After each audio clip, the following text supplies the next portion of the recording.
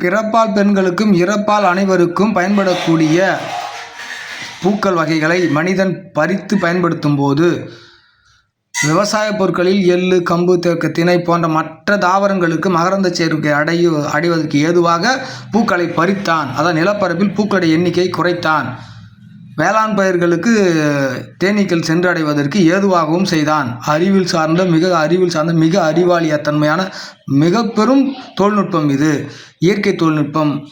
இரண்டாவது, கூந்தலில் எண்ணெய், அதாவது திரவ எண்ணெய், தேங்காய் எண்ணெயோ மற்ற எண்ணெயை பயன்படுத்தும் போது பூவும் அதனோடு திரவ ஆற்றலை ஒன்று சேர்ந்து மருத்துவமாக முதுகுத்தண்டு வழியாக வேர்வையாகவோ இல்லை முடியின் வழிய திரவ உராசும் போதோ படும்போதோ ஏற்படுகின்ற மருத்துவம் முதுகுத்தண்டின் பலம் உருவாகும்.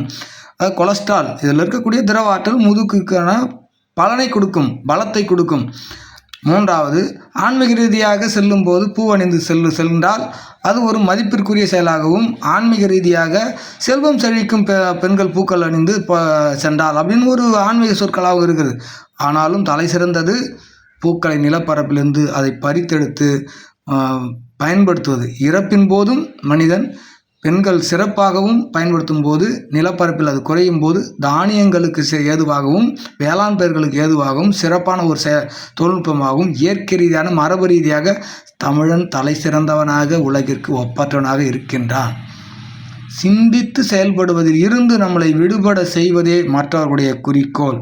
பொருளாதாரத்தை சுரண்டுபவர்களுக்கு நம்மை அடிமைத்தனமாக நினைப்பது ஏன் என்றால் நாம் உலகிற்கு நன்மையாளனாய் இருப்பதனால்.